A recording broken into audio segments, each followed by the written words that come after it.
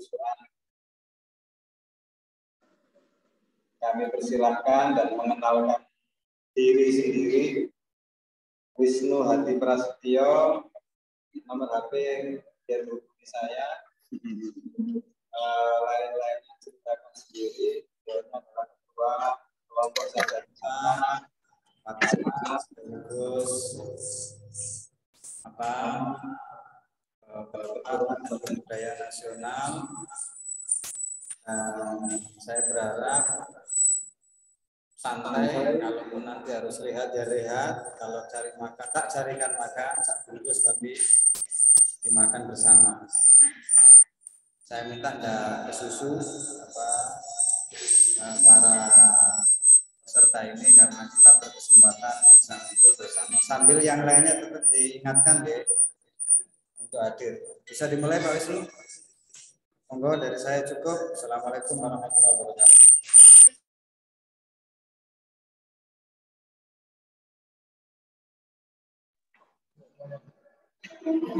Sudah.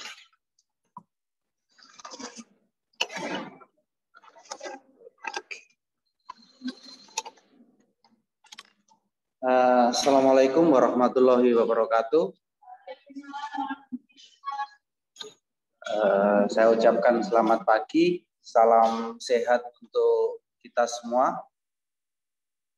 Perkenalkan teman-teman mahasiswa semua, nama saya Wisnu Hadi Prasetyo, biasa dipanggil Wisnu. Untuk profesi saya aktif di kelompok sadar wisata Desa Wisata Pataan, kemudian juga sebagai Kepala Badan Kebudayaan PDIP DPC Kabupaten Lamongan. Di sini saya hanya bercerita gitu ya. Kita sambil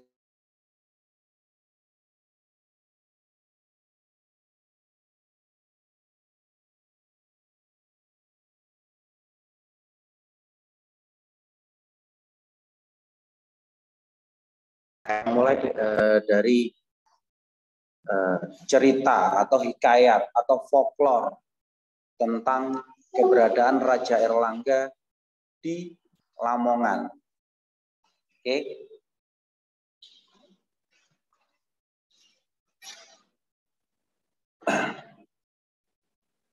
Kisah Raja Erlangga memang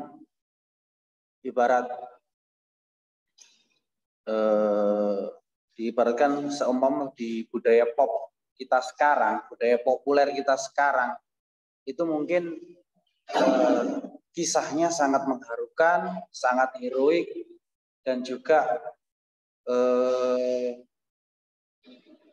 mengharu biru gitu ya.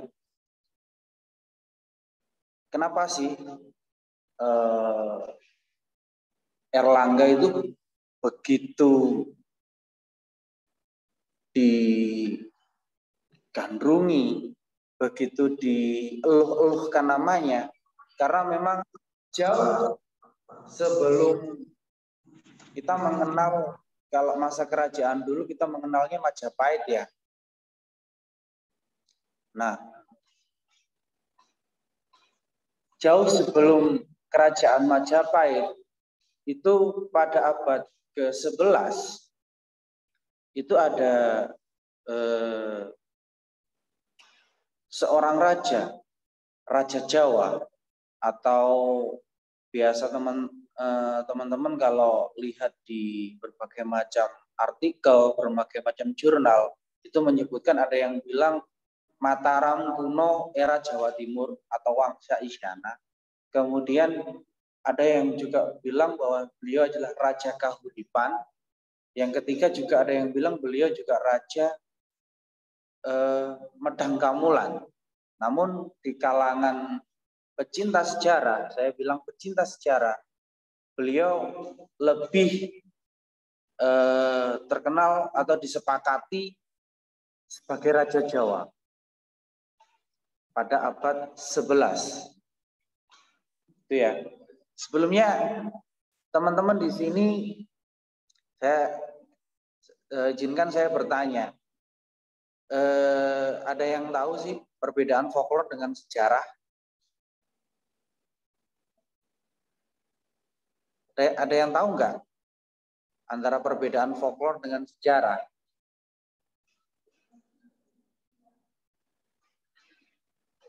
Ini, kalau sejarah kita bersumberkan dokumen-dokumen kuno selain cerita rakyat. Apabila teman-teman pengen tahu tentang sejarahnya Erlangga, memang kita butuh proses yang lama. Karena kita butuh membaca inskripsi-inskripsi kuno seperti dokumen-dokumen Belanda, kemudian prasasti-prasasti. Tapi folklore di sini itu sebenarnya juga memperkuat tentang cerita sejarah. Jadi kalau folklore sendiri itu merupakan cerita rakyat yang yang diceritakan, yang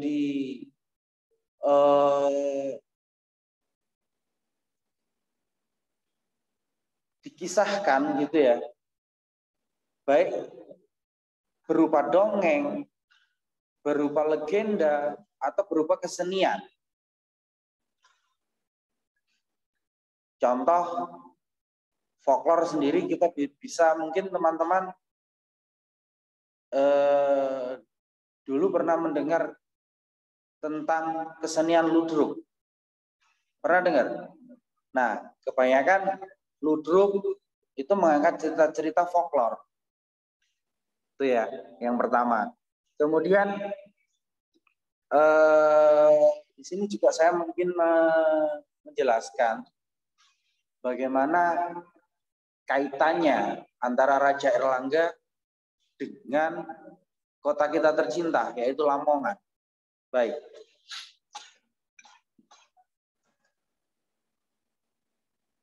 Raja Erlangga sendiri merupakan keturunan atau cicit dari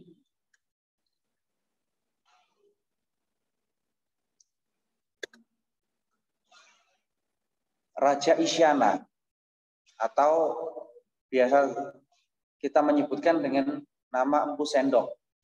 Nah, beliau merupakan putra dari Raja Bali yang bernama Udayana dengan ibundanya Mahendradatta, yang tidak lain atau tidak bukan, Mahendradatta adalah cucu dari Raja Isyana atau Empu Sendok. Beliau adalah putra mahkota untuk kerajaan berdahulu yang ada di Bali. Namun karena suatu hal dan pertimbangan pada masa itu, beliau dipinang, dipinang oleh putri pamannya sendiri yang bernama Dharmawangsa Teguh, yang tidak lain tidak bukan, Dharmawangsa Teguh adalah saudara dari Mahendradatta, ibunda dari Raja Erlangga sendiri. Nah, pada usia 16 tahun, Erlangga dengan putri Dharmawangsa Teguh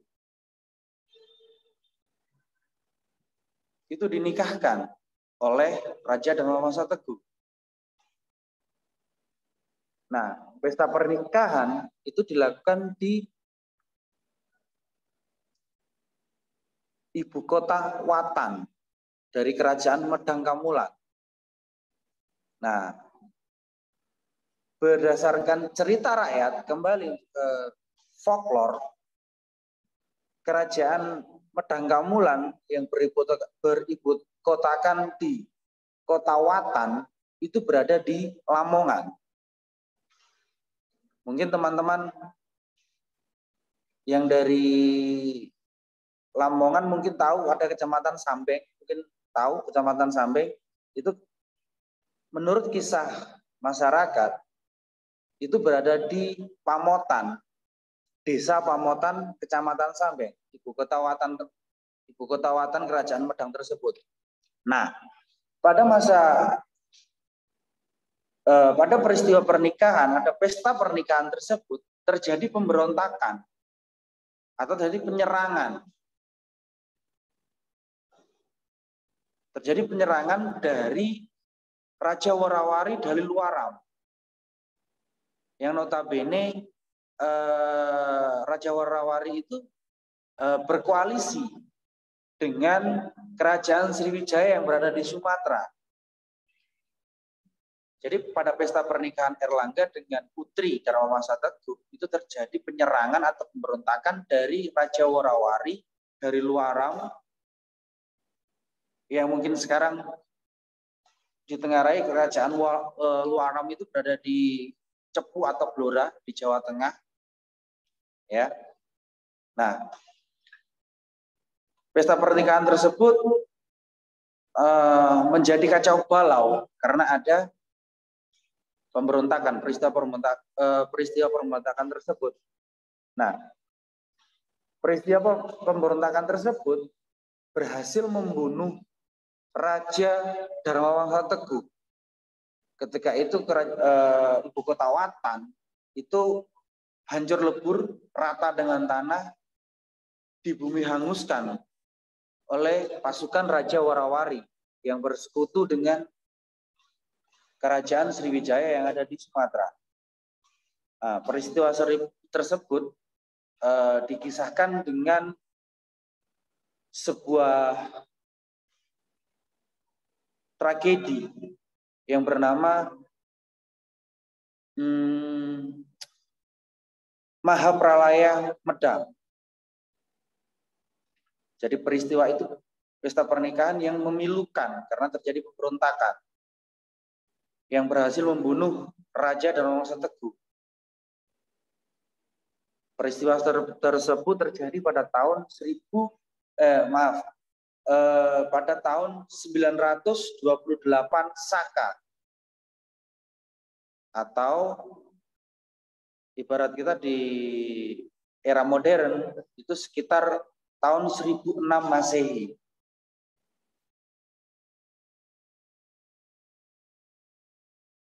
Nah, selanjutnya pada peristiwa tersebut Erlangga berhasil melarikan diri.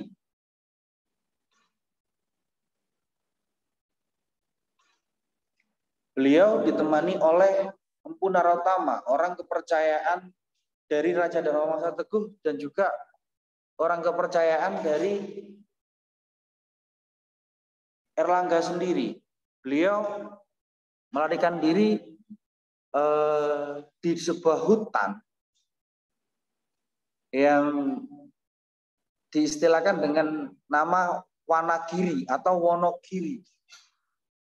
Perlu diingat teman-teman, Wonogiri bukan nama kota Wonogiri yang ada di Jawa Tengah, melainkan Wonogiri sendiri itu berarti Wono itu hutan, kemudian Giri itu berbukit, bukit.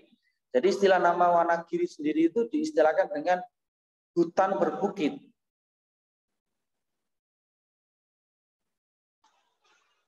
Nah, di tengah hutan berbukit tersebut terdapat sebuah desa yang bernama Pataakan, yang sekarang menjadi nama Pataan itu, yang juga berada di Kecamatan Sambeng juga. Ya. Kemudian di sana Erlangga berguru dan juga bertapa, karena di Pataan sendiri itu juga ada seorang pemuka agama yang sakti mandraguna, bahkan beliau di kekuatannya dan kesaktiannya itu, kehebatannya itu disetarakan dengan dewa. Beliau bernama Sang Hyang Patahunan. Karena orang tersebut selain pemuka agama, beliau juga sakti mandraguna, sehingga beliau mendapat gelar yaitu Sang Hyang. Seorang yang diperdewa, orang suci yang diperdewa, bernama Sang Hyang Patahunan.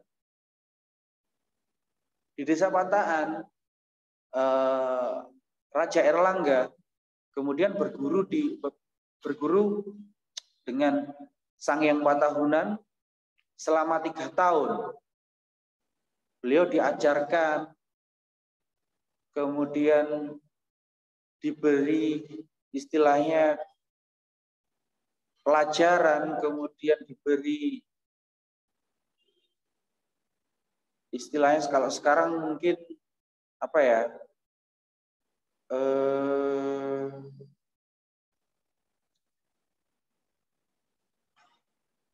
dukungan moral gitu ya, diberi dukungan moral.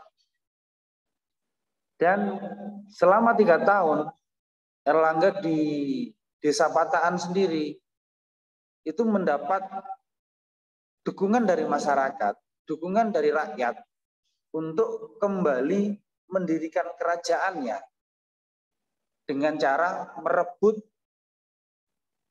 kekuasaan atas Pulau Jawa yang sudah dikuasai oleh Raja Warawari yang didukung oleh Sriwijaya.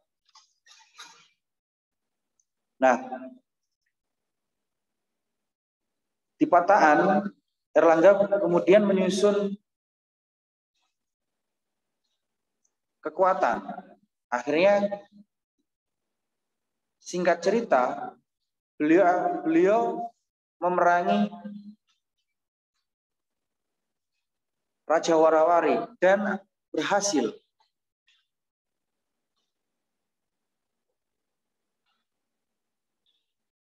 Kemudian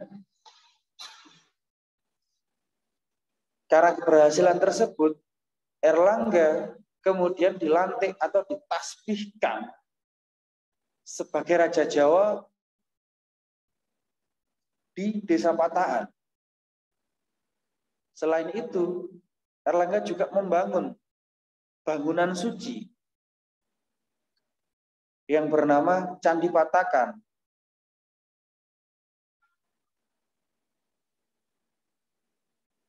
Sebagai penghormatan untuk Sang Hyang Patahunan.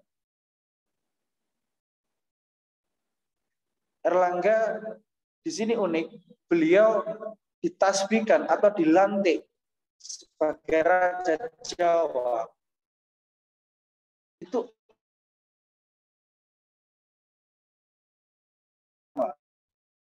diri visi dan misi atau sebuah kepemimpinan yang sangat mulia. Beliau ibarat sebuah tokoh itu diibaratkan dia sebagai tokoh yang sangat pluralisme, sangat plural. Jadi beliau walaupun dia penganut Hindu, tetapi dia sangat hubungan beliau dengan Buddha, dengan agama asli Jawa, kemudian mungkin juga ada pada waktu itu agama Islam walaupun belum mayoritas, hubungan dengan para pemuka agama dan kerukunan umat beragama pada masa itu sangat harmonis karena kepemimpinan Erlangga. Nah, selain itu, Desa Pataan kemudian dijadikan sebagai ibu kota transisi, ibu kota pertama untuk membuat atau membangun kerajaan setelahnya.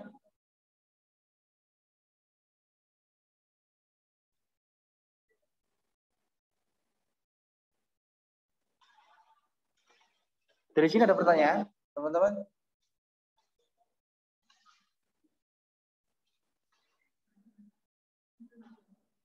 Lanjut. Ya. Nah,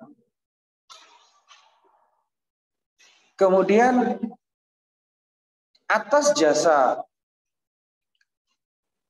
warga desa Pataan, kemudian desa Pataan ditetapkan menjadi Sima Swatantra. Sima Swatantra, daerah yang bebas pajak. Daerah yang bebas mengelola pajaknya secara mandiri. Mungkin istilah kalau sekarang menjadi daerah otonomi khusus atau daerah istimewa.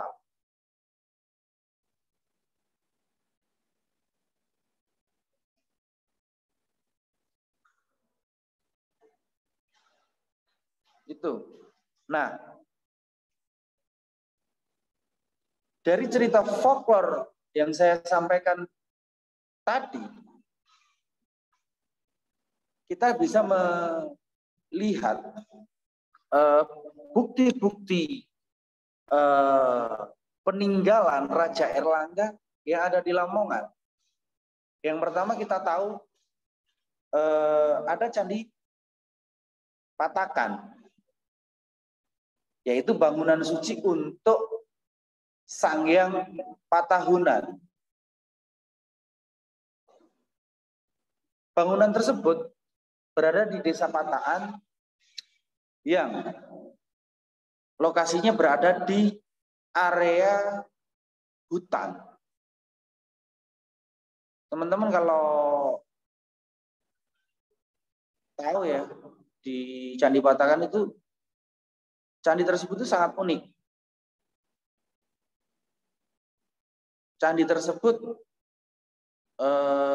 terbuat dari susunan batu putih atau batu kapur. Dan menurut keterangan BPJB, Candi Patakan adalah satu-satunya candi peninggalan murni dari Raja Erlangga. Banyak peneliti bilang bahwa Candi Patakan itu sendiri adalah kotak Pandora untuk penelitian tentang Raja Erlangga.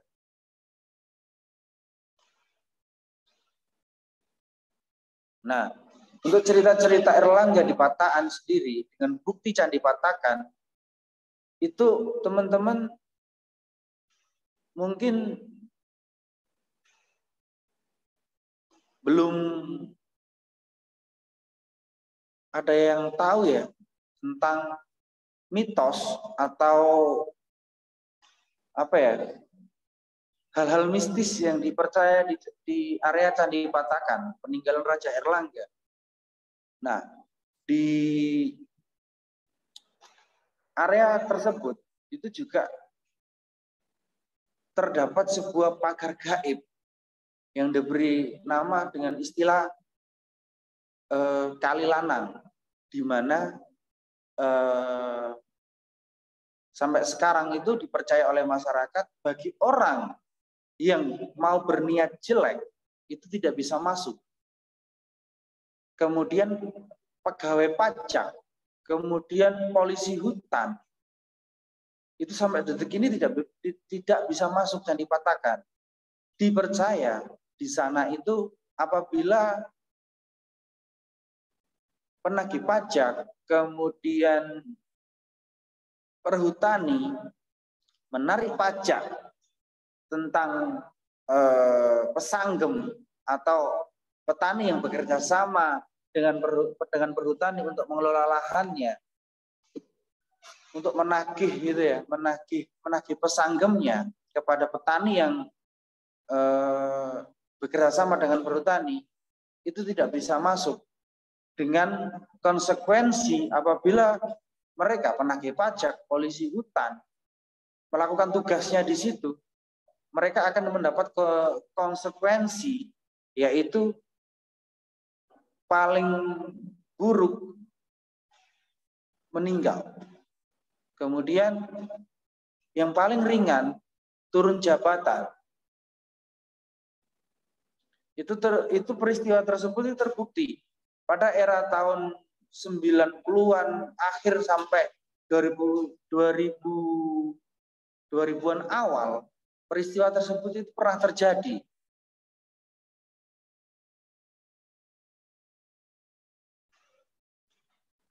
Nah, keunikan Candi Patahan dan Desa Patahan, selain bangunan yang terbuat dari batu bata putih atau batu kapur, itu seperti untuk topografi alamnya, letak geografisnya itu sangat unik, teman-teman. Jadi di Desa Patahan itu seperti cekungan, di mana di area selatan itu juga diapit pegunungan kapur yang berbatasan langsung dengan Kabupaten Jombang dan Mojokerto. Kemudian di utara itu juga terdapat gugusan bukit pegunungan Kendeng Tengah yang membentang dari Kecamatan Mantop sampai Kecamatan Moto. Jadi tidak salah apabila Erlangga, kalau kita kembali pada peristiwa Mahapralaya, itu memang Erlangga kabur ke Patahan.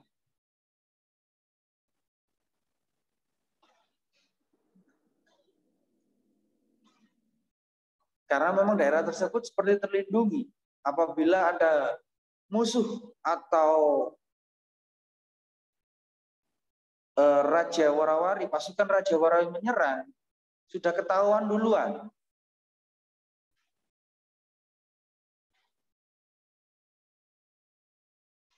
Karena daerah Patahan sendiri memiliki keunikan tersebut. Di sisi selatan terdapat pegunungan kapur yang berbatasan dengan kota Jombang dan kota Mojokerto. Di utara juga terdapat pegunungan kapur tengah, yaitu pegunungan Kendeng Tengah yang membentang dari wilayah Mantop sampai wilayah Moto. Nah, kemudian kita lanjut dengan bukti peninggalan lagi,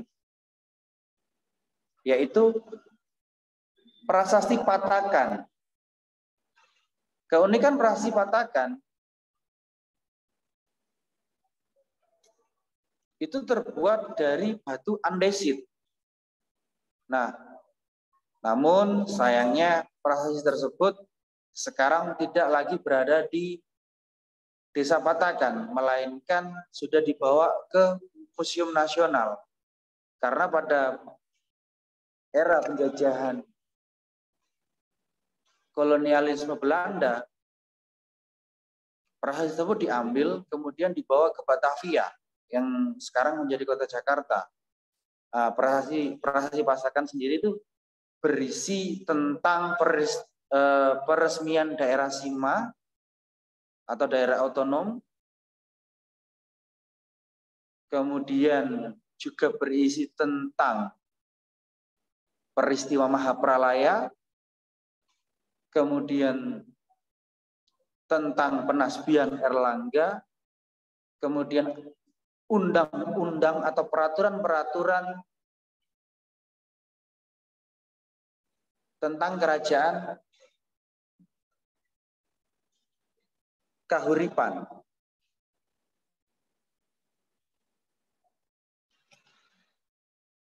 Nah, untuk Prasasti Patakan sendiri sekarang yang berada di Museum Nasional itu diberi kode inventarisasi dengan kode D22.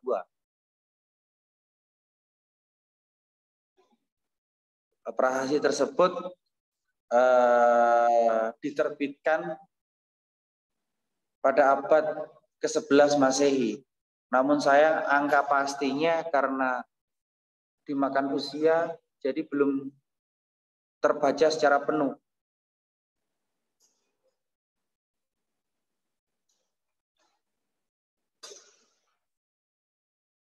Kemudian kita berlanjut kembali. Kenapa sih Erlangga juga kita percayai, sangat kita percayai bahkan. Itu awal mula mendirikan kerajaan itu berada di Lamongan. Selain Prasasti Patakan dan Candi Patakan, kita juga mendapatkan sebuah bukti, yaitu Prasasti Mimbang. yang pada masa itu adalah desa tetangga Pataan yang berada di barat. Mungkin sekarang Nimbang itu bernama Ngimbang, yang sekarang menjadi kecamatan Ngimbang. Itu terletak berada di Prasasti Nimbang sendiri, itu terletak berada di Sendang Gede yang ada di Desa Ngimbang, Kecamatan Ngimbang. Prasasti tersebut berukuran lebih kecil daripada prasasti Patakan dan terbuat dari batu kapur juga. Nah, di sini juga tertulis, di Prasasti Nimbang itu tertulis tentang Desa Pataan ditetapkan sebagai daerah otonomi khusus. Daerah Pataan ditetapkan sebagai ibu kota pertama. Daerah Pataan ditetapkan diceritakan bahwasanya Erlangga ditetapkan menjadi raja Jawa atau Raja Kahuripan itu berada di Pataan. Ditetapkan di Pataan.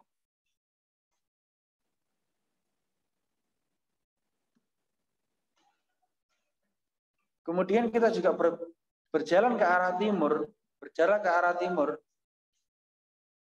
Di situ juga ada yang namanya Prasasti Brujugurit yang berada di desa Brujugurit. Teman-teman. Nah, prasasti itu tinggi, ukurannya sama dengan prasasti Patakan, namun perbedaannya juga prasasti Brujugurit terbuat dari batu kapur putih. Mulai prasasti Patakan, prasasti Nimbang, prasasti Brujugurit itu tertulis dengan dua bahasa. Dengan dua huruf. Di belakang prasasti itu tertulis dengan menggunakan huruf Palawa, aksara Palawa dengan bahasa Sanskerta. Kemudian di depan itu tertulis memakai huruf Jawa kuno dengan bahasa Jawa kuno.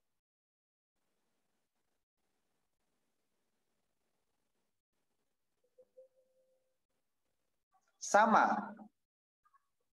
Posisi Prasasti Brujugurit juga menceritakan tentang Raja Erlangga yang ditetapkan menjadi raja Jawa di Desa Pataan. Kemudian Erlangga memberikan Sima Swatantra atau daerah otonomi khusus kepada Desa Pataan.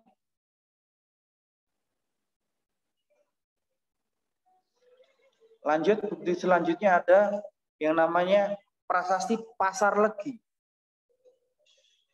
Prasasti Pasar Legi itu sekarang teman-teman bisa lihat itu di daerah Pasar Legi, Desa Pasar Legi yang berada di Kecamatan Sambeng.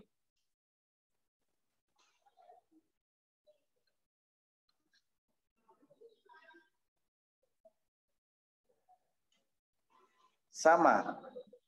Di Prasasti Pasar Legi juga menceritakan tentang Desa Pataan yang ditetapkan sebagai Sima. Erlangga ditetapkan menjadi raja di Raja Jawa di Pataan.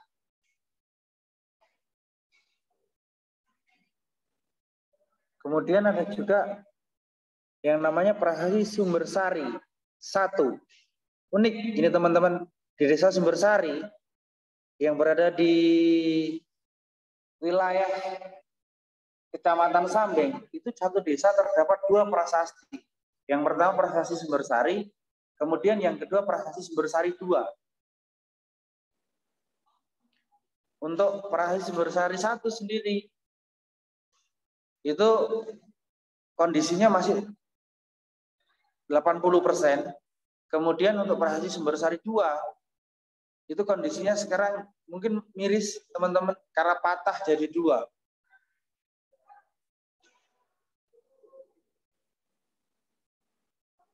Kemudian juga ada Prasasti Melawan yang berada di Desa Kedungwangi, Kecamatan Sambeng juga.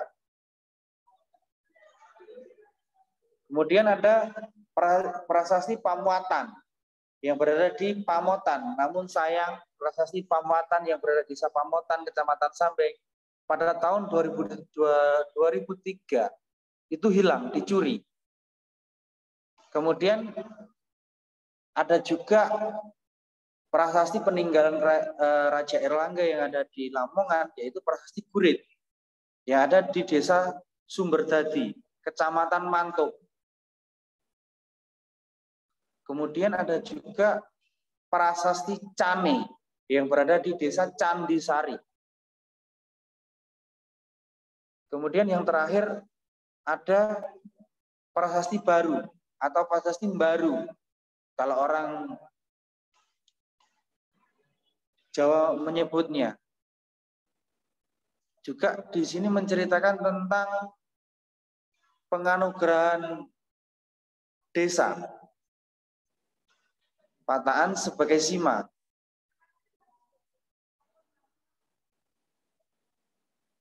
Kemudian juga dipercaya di sini tertulis sebagai monumen untuk penghormatan kepada Ki Gede Baru atas jasanya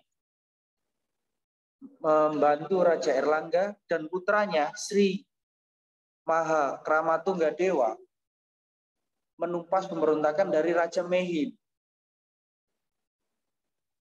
Kemudian selain prasasti dan atau batu bertulis, di Lamongan Erlangga juga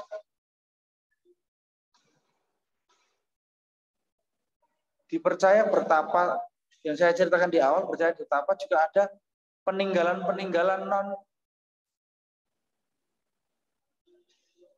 istilah non bangunan bertulis, bangunan yang kelihatan seperti bangunan bentukan manusia, gitu ya, bangunan hasil karya tangan manusia. Juga ada yang namanya topografi alam yang kita bisa lihat itu berada di wilayah Kecamatan Sambeng juga, yaitu Kawah Citro. Sebuah kawah belerang yang dipercaya di situ tempat Erlangga menempa ilmu. Yang dikisahkan di beberapa kitab seperti buku kitab Tantu Pagelaran atau Babat Tanah Jawa, itu juga dikisahkan bahwasanya Erlangga juga berlatih, belajar, itu berada di Kawah Citro dan juga Gunung Kendali Soto. Karena di kawasan Kecamatan Sambeng juga terdapat daerah yang bernama Kawah Citro, kemudian ada yang namanya bukit yang diberi nama Bukit Kendali Soto. Itu teman-teman kalau berkunjung ke sana itu satu komplek. Jadi Kawah Citro, kemudian Bukit Kendali Soto itu satu komplek. Di situ juga ada yang namanya situs megalitikum yang bernama Watu Kursi. Dipercaya oleh masyarakat bahwasanya Erlangga apabila berlatih atau belajar itu juga duduk di area Watu Kursi tersebut.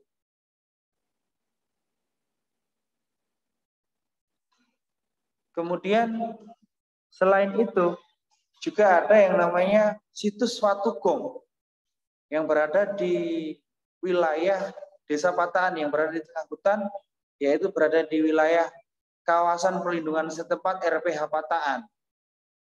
Di sini unik teman-teman, saya mendapat cerita tentang keunikan Watu Gong.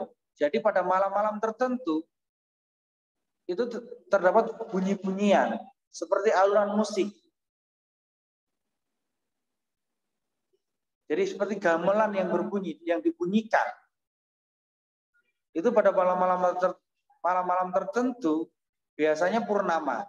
Pada bulan purnama, itu alunan musik gamelan itu terdengar. Kemudian juga ada yang namanya kawasan lantian. Atau mungkin kita bisa mengistilahkan sekarang itu dengan nama latihan. Di mana juga lantian ini sebagai tempat Erlangga untuk berlatih ilmu kanuragan. Lokasinya juga berada di Desa Pataan. Nah, teman-teman,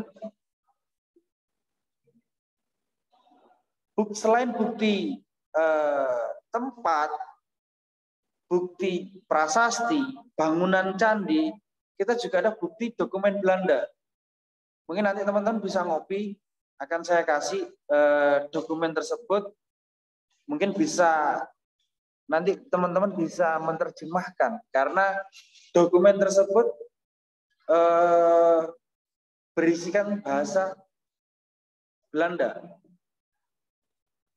Itu terkait penemuan arca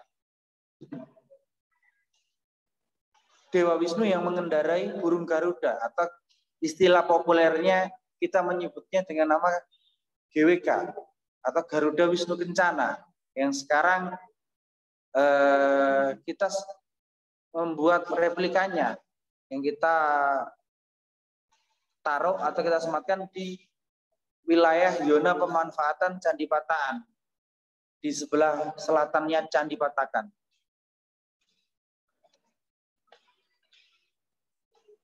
Oke, kembali lagi dari cerita dan bukti-bukti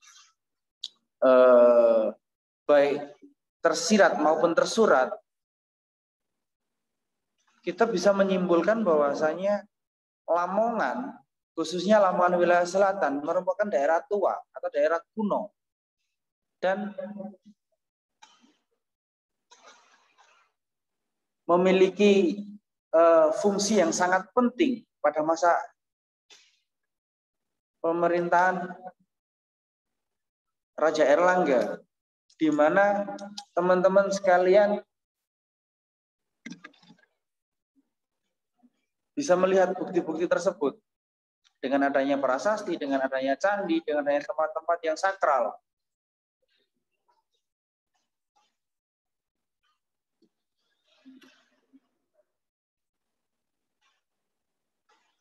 Mungkin ada pertanyaan? Kita diskusi santai, nggak serius tapi santai. Monggo.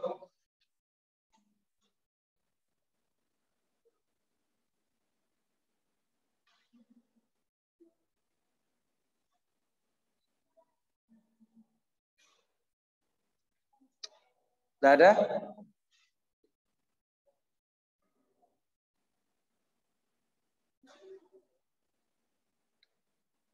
Baik, kalau nggak ada saya lanjut. Patakan sendiri itu berasal dari kata pataka. Berasal dari nama Pataka. Teman-teman tahu Pataka itu apa? Dalam arti bahasa. Dalam gimana? Bukan petaka.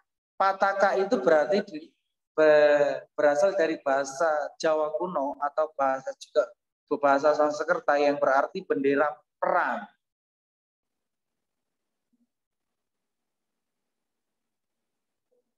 Mungkin secara nama kita bisa juga mengartikan bahwasanya kenapa Erlangga yang pada saat pesta pernikahannya diserang oleh Raja Warawari, beliau tidak melarikan diri ke Bali. Kenapa? Beliau larinya ke Desa Patakan, yang sekarang menjadi Desa Pataan. Itu sebagai apa ya? Sebagai bukti lah kita bisa memaklumi dari nama saja sudah menggambarkan bahwasanya Patakan ini adalah daerah atau tempat yang sangat khusus, yang sangat private, di mana para perwira-perwira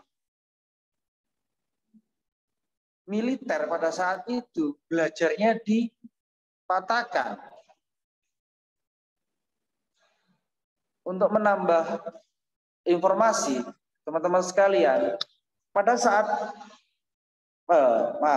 pada masa tersebut, Patakan juga dijadikan sebagai tempat pendidikan atau kawah candra di muka untuk para perwira militer, untuk pejabat-pejabat yang akan ditugaskan berperan atau bertugas secara administratif, yuridis ke daerah-daerah kekuasaan kerajaan Kauripan atau kerajaan Jawa. Jadi mereka harus digembleng dulu, harus belajar dulu di Patakan. Itu tidak hanya pada masa kerajaan Kauripan saja, baik kerajaan Kadiri, Singasari, bahkan Majapahit, terakhir kerajaan Demak yang sudah mayoritas pemeluk agama yang sudah Muslim, sudah Islam, itu juga masih dimanfaatkan, teman-teman. Bagaimana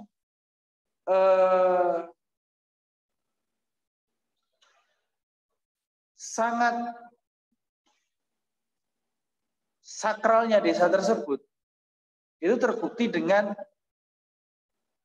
maksudnya ini selain cerita Erlangga ya, kemudian Panji Tumanggala pada saat beliau juga menjadi raja, terjadi pemberontakan, beliau juga mengungsi ke Patakan. Kemudian pada hikayat Panji Laras yang notabene adalah pangeran Majapahit yang diusir dari keraton, juga larinya ke daerah Patakan.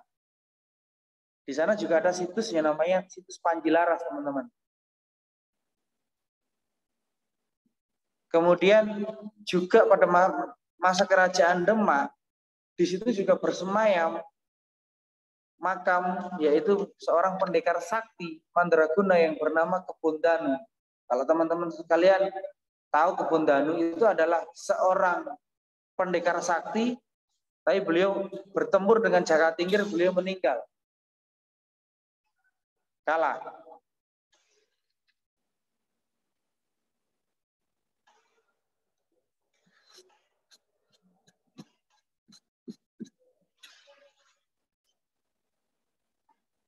Di Desa Patakan sendiri juga memiliki keunikan daripada desa lain. Patakan sendiri itu merupakan sebuah daerah atau desa 1000 mata air. Teman-teman bisa melihat dari segala macam titik, dari mulai sisi utara, sisi selatan, timur, barat, berbagai penjuru mata angin, terdapat mata air yang sangat melimpah. Karena Erlangga sendiri itu, nama arti Erlangga sendiri itu berarti air yang melompat. Ciri khas Erlangga membangun sebuah daerah, membangun sebuah bangunan suci, membangun sebuah situs atau candi, itu tidak jauh dari mata air.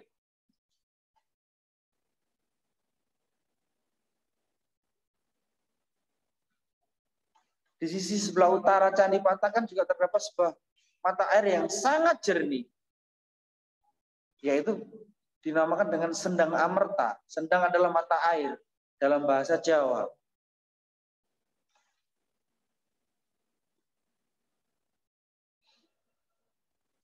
Kalau teman-teman sendiri, kalau kembali kepada bangunan suci Candi Patakan, selain keunikan dari pembuatannya yang terbuat dari batu bata putih, itu juga para arkeolog juga kebingungan seperti apa bangunan tersebut, fungsinya apa sebenarnya, karena keunikan kemudian bentuk yang cukup menjadi misteri.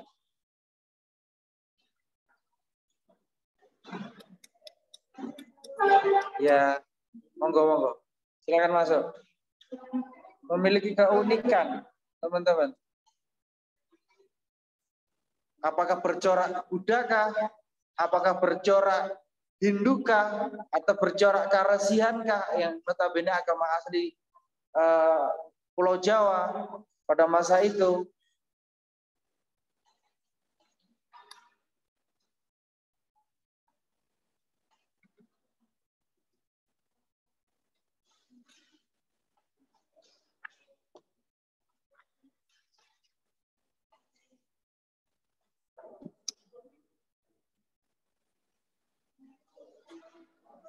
Ada pertanyaan, teman-teman? Kita santai.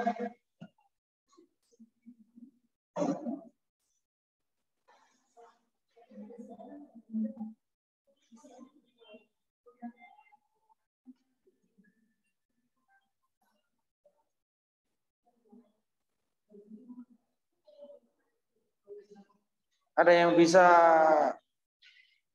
PowerPoint apa nancepin ini? Ada yang bisa? Hah?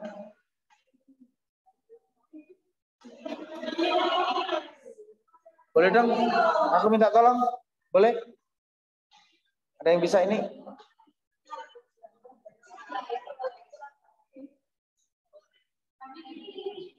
Boleh. Tolong ya. Bentar.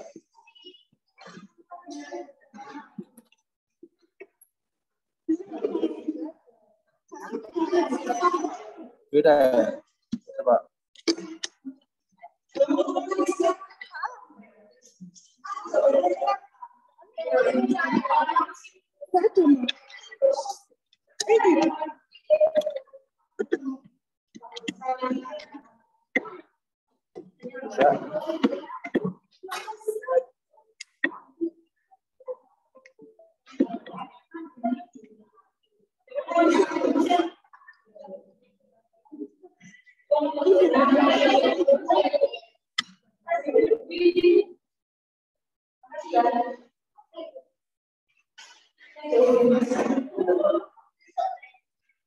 Kelihatan?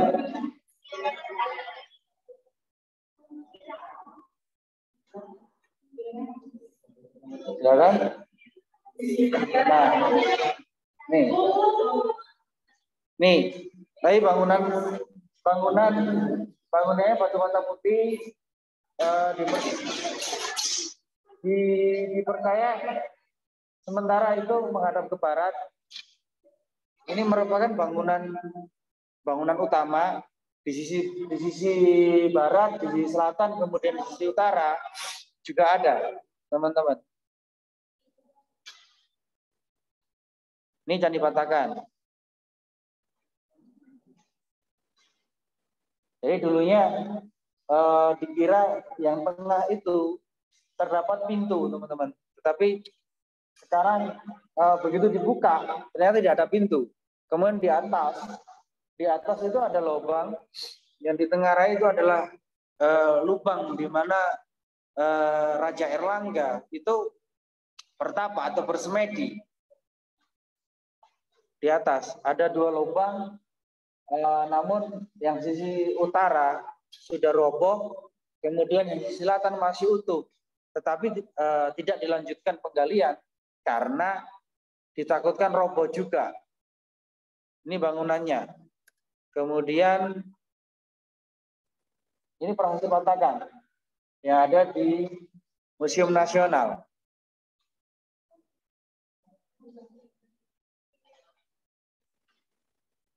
Kelihatan.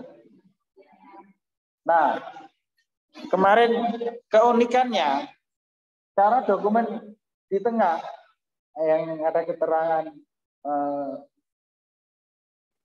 dari Museum Nasional itu berdasarkan transkrip bahasa Belanda yang diterjemahkan menjadi bahasa Indonesia. Namun keterangannya itu Surabaya, teman-teman. Nah, ini menjadi salah. Kenapa? Karena bukti-bukti sejarah membuktikan dan cerita-cerita rakyat itu berada di Lamongan. Dari nama sendiri, Patakan di Surabaya tidak ada. Tapi di Lamongan ada. Kemudian lanjut, yang saya sampaikan tadi, ini adalah prasasti Nimbang yang berada di Kecamatan Nimbang.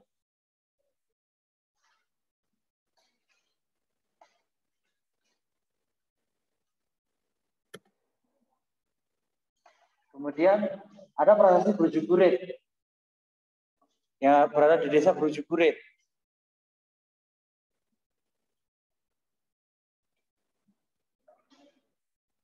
Ini prasasti Pasar Legi. Mohon maaf, kata-kata saya jongkok-jongkok itu. Ini kita kemarin napak tilas, kemudian juga membaca. Kita datangkan ahli arkeolog dan juga sejarawan dari BPJP Jawa Timur. Kemudian ini ada prasasti Sumbersari 1. Ini prasasti Melawan di belakang, sorry nggak kelihatan. Ini di tengah kampung di desa Kedungwangi, Kecamatan Sambeng. Kemudian ini prasasti baru yang ada di Museum Nasional juga. Ini ada fotonya Pak Bupati, Pak Yes. Kemarin kunjungan ke sana.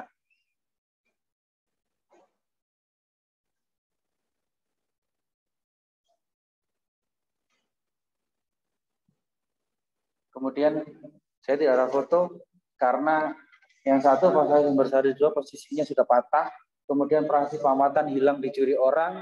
Kemudian prasasti Guru juga hilang dicuri orang. Prasasti Sumbersari 2 ada di desa Sumbersari, Kecamatan Sambeng. Kemudian prasasti Pamatan berada di desa Pamotan, Kecamatan Sambeng juga. Kemudian yang terakhir sebelah ada prasasti Gurit. Berada di desa Sumberdadi, Kecamatan Mantuk.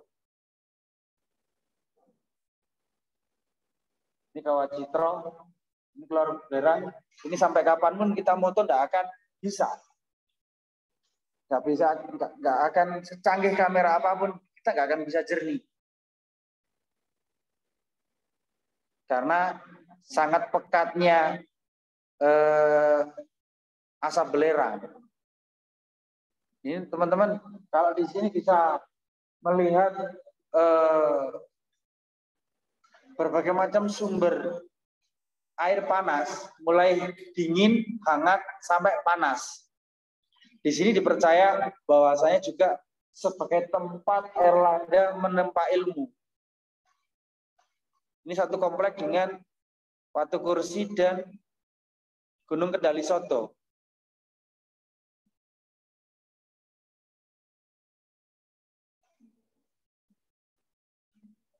Bukitnya kelihatan yang ada pohon-pohon. Kemudian di bawah itu adalah Kawah Citro.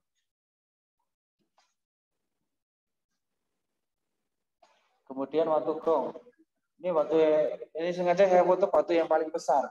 Yang saya ceritakan tadi, pada malam-malam tertentu, khususnya pada bulan purnama, itu bunyi. Seperti gamelan pada umumnya. Mungkin teman-teman yang MBKM kemarin di Desa Patahan sempat kita ajak ke camp di sini 2 kali.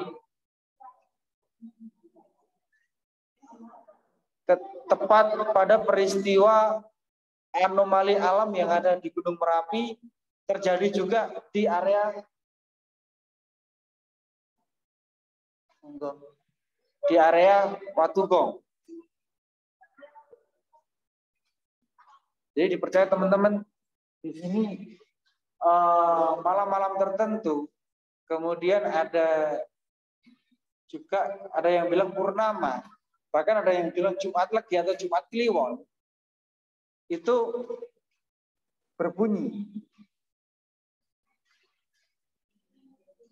Di sini juga merupakan kampung tua yang namanya Godan, diberi nama istilah Godan. Di situ ada peninggalan mata air, kemudian bebatuan megalitikum, satu kompleks itu mungkin kira-kira luas satu hektar, itu terdapat bebatuan yang sangat besar.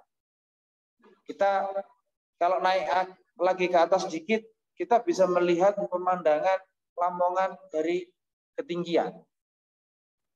Itu salah satu tadi kenapa Erlangga secara teratur atau secara terencana gitu ya, dia kabur ke Pataan karena di utara sendiri terdapat bukit pegunungan kapur yang cukup tinggi. Kita mengistilahkan dengan nama Pegunungan Kendeng Tengah. Kemudian di selatan kita juga ada perbukitan kapur yang berbatasan langsung dengan wilayah Jombang dan juga wilayah Mojokerto. Jadi ibarat ada penyerangan musuh itu ketahuan duluan karena bentuk kita seperti terpagari oleh bukit di selatan, sisi selatan dan sisi utara.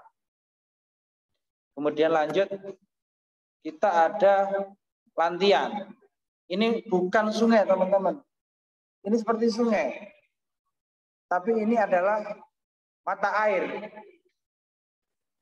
Ini posisinya baik musim kemarau atau musim penghujan, ini airnya tidak akan berubah, debit airnya.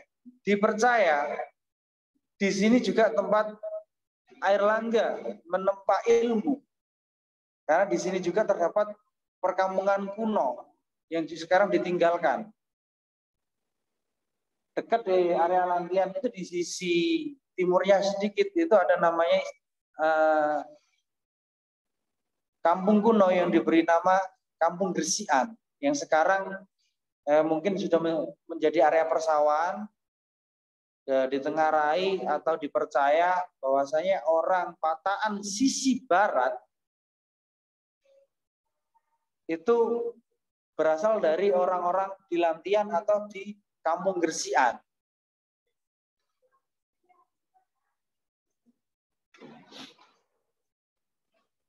Kemudian lanjut kita, nah ini dokumen Belanda. Mohon maaf kemarin mau saya lepas dokumennya dari bingkai, namun karena ringkih saking lamanya saya nggak berani, tapi akhirnya saya foto saja. Ini berisikan bahasa Belanda.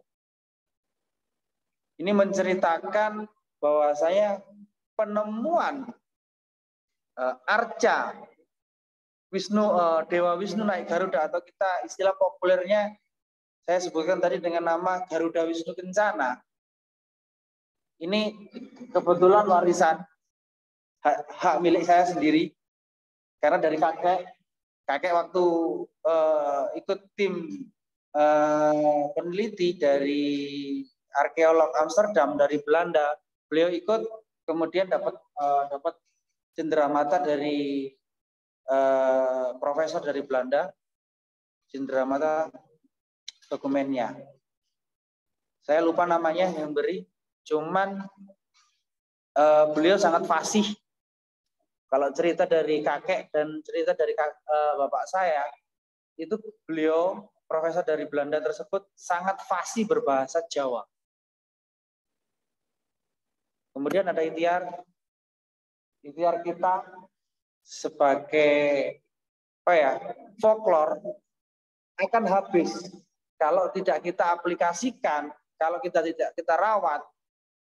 Salah satu contoh ikhtiar kita merawat folklore Raja Erlangga di Lamongan yaitu ini, pembuatan Taman Erlangga Pataan.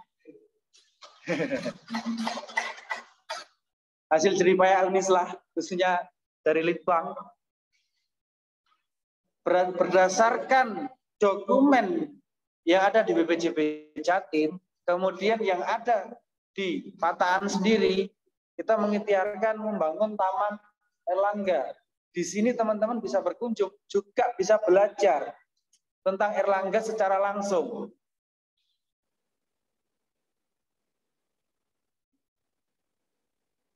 Ini berdiri di tanah desa, yang kebetulan kemarin dicek juga dengan BPJB, itu juga sebagai zona pemanfaatan. Jadi kita boleh membangun di sini, kemudian ada di sisi utara sendiri itu adalah replika. Jadi kita patung yang ada di Museum Trowulan, kita nggak bisa ambil gitu aja, dan nggak boleh memang kita bikin replikanya.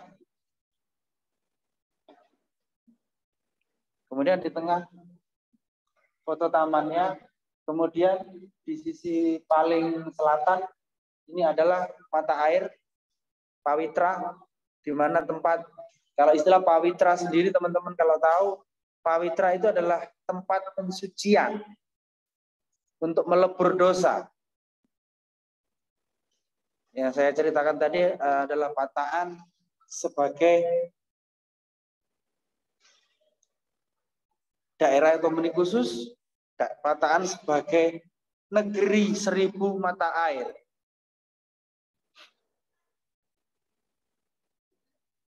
Kemudian lanjut, kita juga melakukan diskusi tahu bareng di area Candi Pataan. Ada teman-teman dari Laskar Erlangga, dari Dinas Pariwisata dan Kebudayaan Lamongan.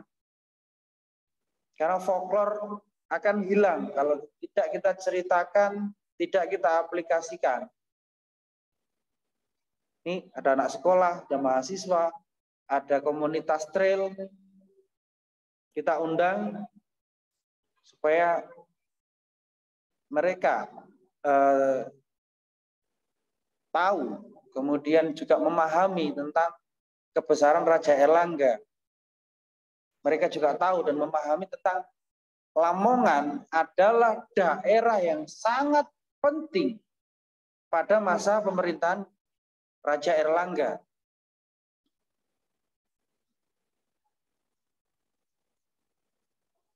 Ini juga kegiatan, ada diskusi museum dengan BPJB, kemudian Dinas Pariwisata, dan teman-teman Laskar Erlangga juga. Ini dari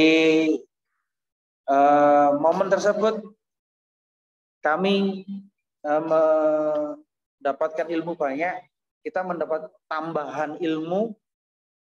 Kenapa sih Pataan itu sebagai tempat kawah Candra di muka? Pada masa itu kita mendapat informasinya dari acara-acara ini. Ini pada kegiatan tersebut Unislah juga terlibat. Saya tahu kemarin ketemu, kebetulan pesertanya kemarin juga MPKM di Desa Pataan.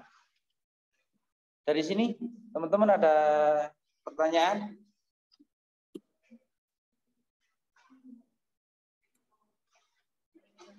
Ya, monggo. Ya. Ya.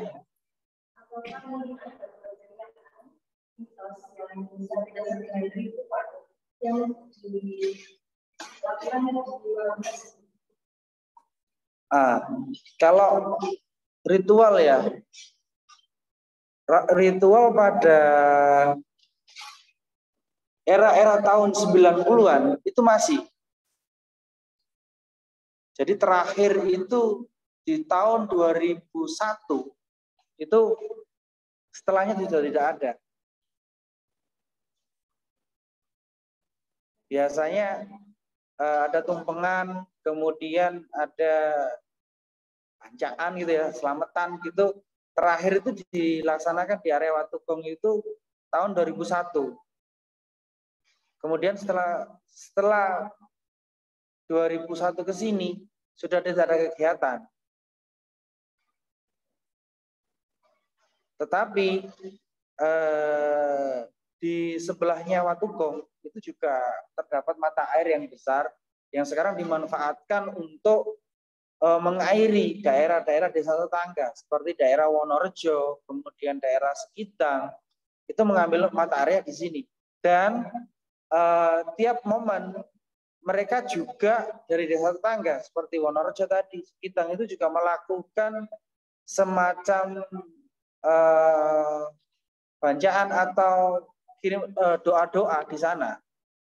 Itu sampai sekarang itu ada. Tetapi kalau masyarakat Desa Patahan sendiri terakhir tahun 2001 itu. Nah, kalau teman-teman sekalian tahu Waduk Gondang, sebenarnya mata airnya dari sini, dari area Watugong. Ini saya foto di atas sama teman-teman, ini sebenarnya air yang mengalir di atas batuan. Ini sekarang di area ini itu dijadikan sebagai hutan perlindungan setempat atau hutan lindung RPH Patahan, di mana di sini juga dihuni oleh berbagai macam satwa, teman-teman. Seperti kera ekor panjang, merak, kemudian ijang. Itu pada musim kemarau kita mudah menjumpai di sini. Bahkan macan tutul, leopard itu juga sering kita menemukan jejak kakinya di sini. Karena Raja Airlangga sendiri itu juga terkenal. Beliau selain tokoh yang plural, raja yang besar, beliau juga sangat peduli lingkungan. Makanya selain diibaratkan dia burung Garuda, juga Airlangga itu mencitrakan dirinya sebagai pecinta lingkungan. Di mana monumen-monumen Airlangga itu kembali lagi seperti burung Garuda, kemudian harimau, macan,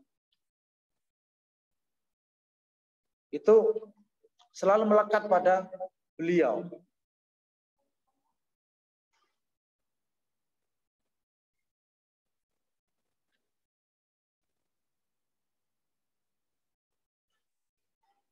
Ada lagi?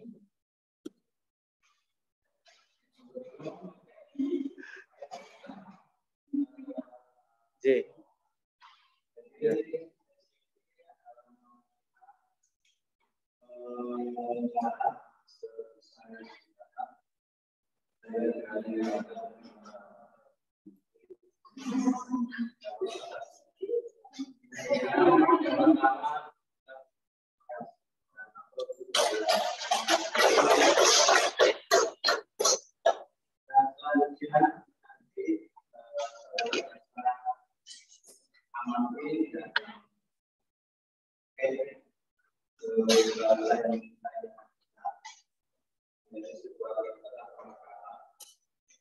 Setelah itu kami merasakan dan ini kerjanya dan itu bagian dari waktu.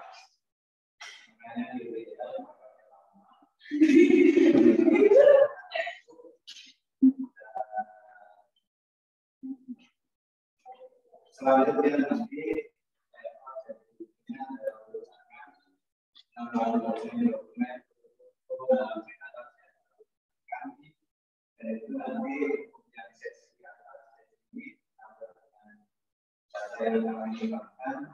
intinya kita harus mengumpulkan